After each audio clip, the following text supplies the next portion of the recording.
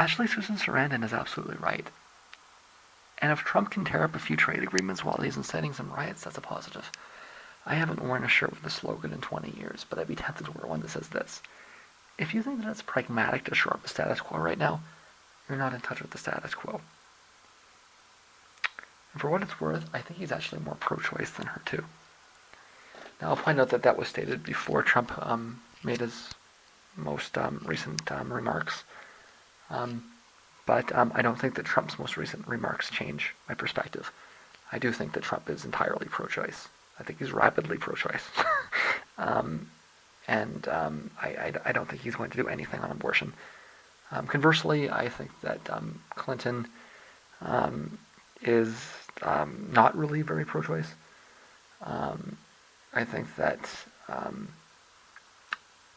her threats to create a constitutional amendment for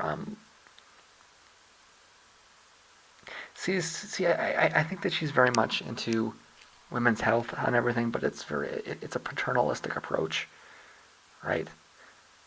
She may support abortions in 90% of the situations that pro-choice activists support them in, but it's not because she's pro-choice. And that if you really analyze her perspective carefully, you'll see that there are situations where she rejects the idea of choice and says, okay, the state gets to make that decision, right? And in the situations where it may seem like she's supporting choice, she's not really. She's saying, okay, it's, the state should allow the doctor to make this decision for the benefit of her health, kind of thing. Trump, I ultimately think Trump doesn't give a fuck. To be frank, that's the position that Trump actually has. He might be saying things, and he walked it back. I think that it's glaringly obvious that he didn't mean what he said. You can say what you want about, his perception of Republicans, or, if I was pro-life, I'd be really upset, sure. But as somebody who is pro-choice, I do not think that Trump is a threat to abortion rights.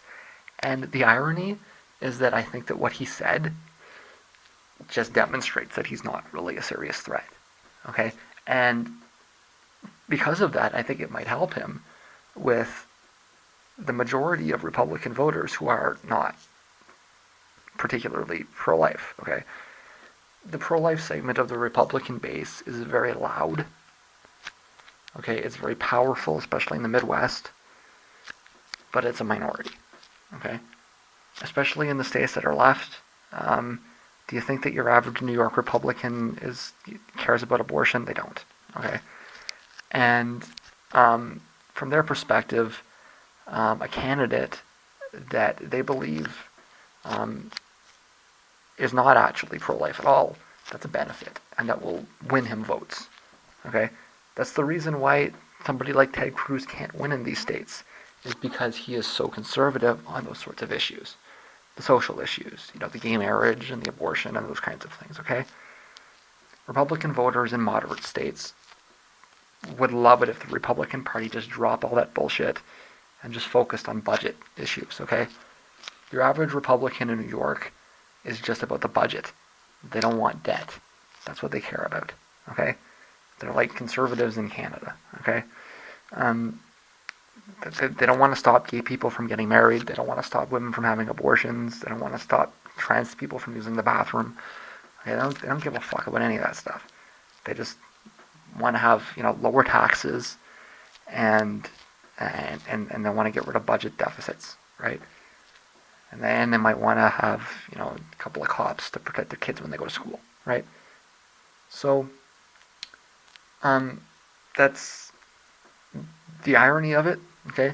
Because the whole fiasco and the whole scenario made it abundantly clear that he's not actually pro-life and that he's not actually going to do anything crazy regarding abortion rights.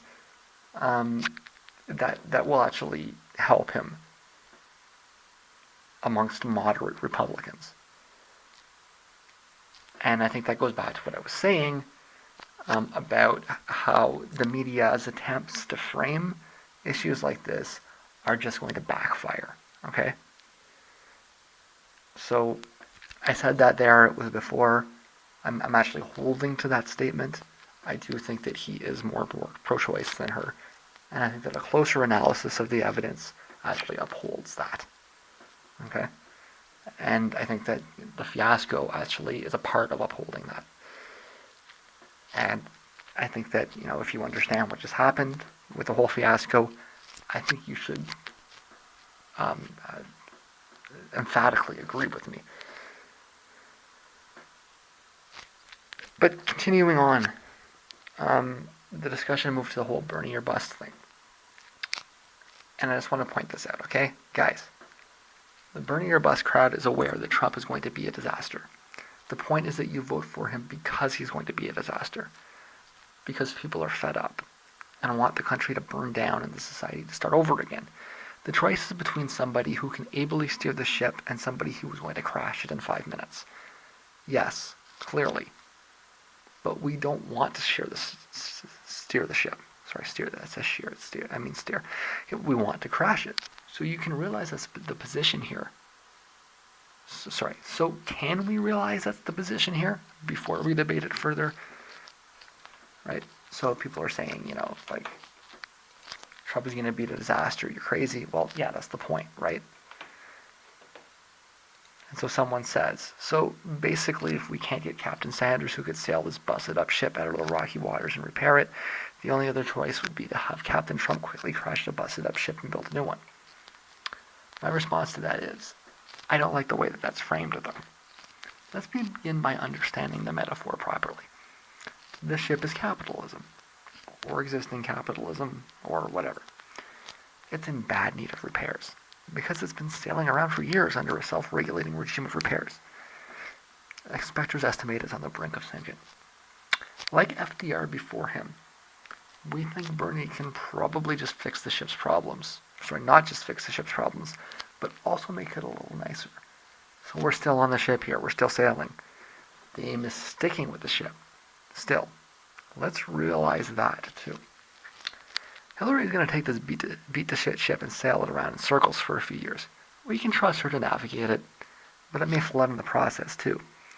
And we can expect that when she's done, the ship will be in worse shape than when she inherited it, simply through that many years of use without repairs. And Trump is going to sail right into the rocks, likely within a few minutes of taking over. So you're talking in these fatalistic terms. I would reject that.